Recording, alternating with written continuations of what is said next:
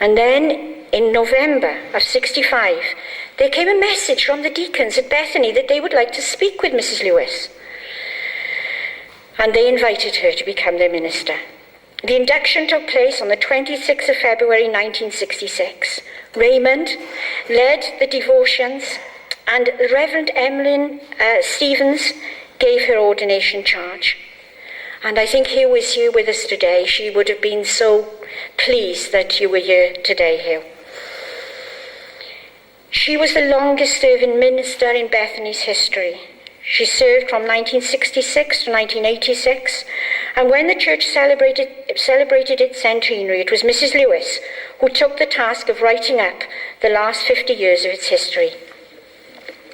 The storms of publicity that surrounded her appointment were received with great grace and even joy. She didn't falter one step because she knew this was God's will for her. She had been elected the president of the English Baptist Association, and now she gave that up and she threw herself into this blessed position as God's shepherd of the sheep. She helped found the Arbitrary Council of Churches and became the first woman president of the Free Church Council. She was also the first woman chaplain of the County Council. She wrote this: "My prayers were answered at Bethany. I enjoyed many blessed and happy times there, marred only by the deaths of my mother and husband." Lau's death was an incredible blow to her, and one, I think, from which she never really recovered. The 30th of December was a day she dreaded. In one of her diaries in 2001, she had this written: "My terrible day. Lau died 24 years today." And Gareth and I used to usually call in the morning, and then he would go and sit with her in the evening, and she would go through all the things that surrounded Lau's death with him. She remained registrar and pupil secretary of this church. Now wait for it, those of you who say you're too old to serve the Lord, until she was 98. There is no excuse for you. She had huge prayer lists. She sent us all birthday cards and messages of encouragement and love. She saw so many changes. She lived to experience the loss of many more dear friends. I think in particular of Ron, and then Carenza, and that death hit her very badly. And so many of you were faithful to her. Pat worked for Mrs. Lewis for many years. She was so faithful to her.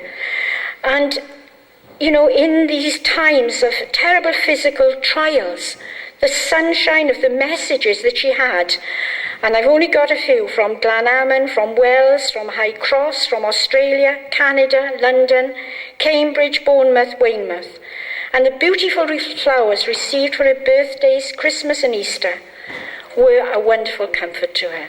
And of course Mary from Fleet rang her at least once every day, and maybe twice. And Jackie is here with us today. So Mrs. Lewis was greatly comforted by that. She was not forgotten. And you know, folks, every Sunday the children had their little part in the service, and then after their part was over, they went up to be with Mrs. Lewis. And she always had a nice little dish of sweets under the ledge of the table. You know, nice sweets. I mean like Quality Street or Roses or something like that.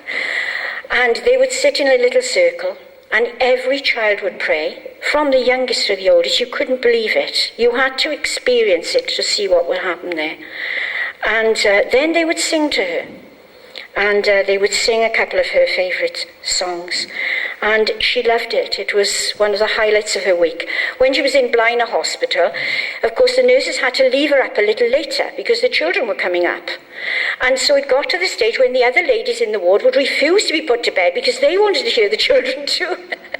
So I'm not sure really how the nurses regarded our little group of children. Well, to you all, on her behalf and on God's, can I just say thank you. Thank you for your care of this dear one, all your messages, for everything. And I would like to finish this little part of our service with Mrs. Lewis's own words, written in October 2007.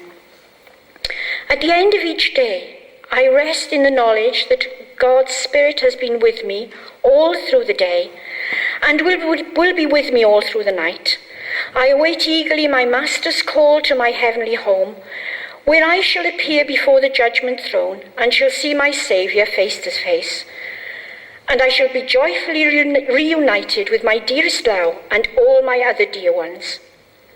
Until then, I shall continue to sing with Mary. My soul doth magnify the Lord, and my spirit hath rejoiced in God my Saviour. For he hath looked upon the lowliness of his handmaiden.